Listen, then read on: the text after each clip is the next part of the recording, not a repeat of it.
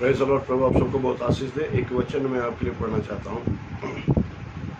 यीशु ने उन्हें उत्तर दिया, क्या मैंने तुम 12 को नहीं चुना? तो अभी तुम में से एक व्यक्ति शैतान है। तब यीशु ने उन 12 से कहा, क्या तुम भी चले जाना चाहते हो?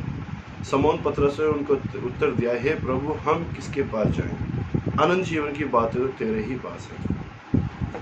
बहुत सारे लोग हैं जो आज विश्वास करते हैं परमेश्वर पर, प्रभु यीशु के नाम पर, और वो 1 2 साल 3 4 साल 5 साल 6 साल तक बहुत चलते हैं, अच्छे चलते हैं, उनके जीवन में सब कुछ बेटर होता है, बेस्ट होता है। लेकिन कुछ पल ऐसे आते हैं जब उनके जीवन में कुछ ना होता है और वो कुछ चीज़ें देरी से होने लग जाती हैं। कुछ मान लीजिए कुछ उन्होंने प्राप्त करने के लिए प्रार्थना करी, वो नहीं मिला, तो कुछ देरी से होने लग जाता है। तो वो ये कहने लग जाते हैं कि प्रभु, हम तेरे पीछे चलने से हमें क्या मिल रहा है, क्या लाभ है, क्या हमें मिलेगा। मतलब कि इंसान है तो लोभ की बातें तो उसके मन में हमेशा बनी रहती है। हर एक इंसान के जीवन में कहीं ना कहीं लालच है कि हम इसके पीछे चलेंगे, क्या होगा, क्योंकि हमने उसे छोड़ा है, इसको छोड़ दिया है, हमने अपने भाइयों को छोड़ दिया, सब कुछ में जाना छोड़ दिया। प्रभु हमें क्या मिलेगा? मैं आपको बता दूँ, शक्तिमान परमेश्वर प्रभु यीशु मसीह जब ज़मीन पर थे तब भी, और ज़मीन के बाद जब मुर्दों में से जी उठे, और आज भी जब वो जीवित और पवित्र आत्मा के रूप में हमारे मध्य में चलते फिरते, हमारी प्रार्थनाओं को सुनते हैं। उसने एक बात कही है प्रभु यीशु मसीह ने कि जितने लोगों ने मेरे लिए कुछ भी छोड़ा है, आपने कुछ भी छोड़ा है, छोड़ने का मतलब है कुछ भी त्याग दिया है, अपना घर, अपना परिवार, अपना घर हो गया, जमीन जायदाद, पैसा या जीवन, सब कुछ त्याग दिया है, तो आप याद रखना, परमेश्वर ने कहा है कि मैं उसको दुगना दूंगा। जो ज़मीन पर है उसे मैं दुगना दूंगा, और जो जीवन है उसको मैं अनंत जीवन में बदल दूंगा। स्वर्ग राज्य में उसको अनंत जीवन दिया जाएगा। यहाँ पर भी लोगों के पास सवाल है कि हम कहाँ जाएंगे। प्रभु यीशु मसीह ने कहा कि अनंत जीवन मेरे पास, और मैं ही तुम्हें अनंत जीवन देने के लिए आया हूँ। चोर चोरी करने, हत्या करने, मारने, कूटने, नाश करने के लिए आता है, लेकिन मैं अनंत जीवन देने के लिए आया हूँ।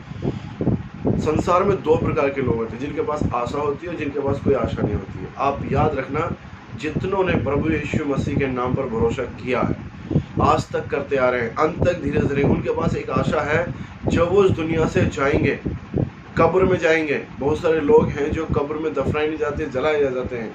बहुत सारे लोग हैं जो पानी में डूब जाते हैं, उनकी बॉडी नहीं मिलती है, बहुत सारे लोग। तो उनका क्या होगा? जितनों ने मसीह यीशु के नाम पर विश्वास किया है, अनंत जीवन उनका है, और स्वर्ग राज्य में वो प्रवेश करेंगे। और जो लोग विश्वास नहीं करते, उनके पास कोई आशा नहीं है। उनके शब्द ये होते हैं कि वो कहीं ना कहीं तो गया होगा, दुनिया छोड़कर कहीं ना कहीं गया होगा।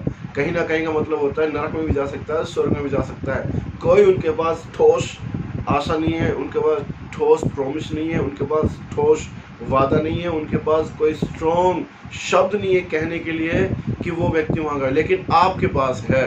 अगर आप इस दुनिया से जाएंगे भी तो भी आप स्वर्ग राज्य के वारिस होंगे। क्यों?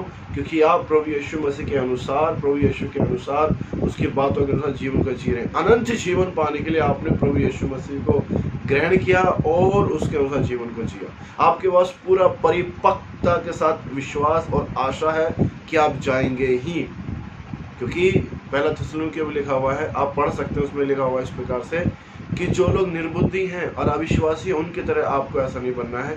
उनके पास कोई आशा नहीं है, लेकिन आपके पास आशा है मेरे प्रिय भाई बहनों कि आप स्वर्ग राज्य के वारिस होंगे।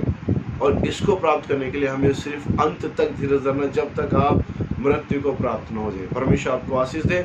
याद रखना, आपके पास बहुत ही मजबूत आशा है कि आप स्वर्ग राज्य में प्रवेश करेंगे, और अनंत जीवन के आपको वारिस, जो जीवन कभी नहीं खत्म होएगा, वो जीवन आपके पास परमानेंट रहेगा। प्रभु आप सबको बहुत आशीष दे।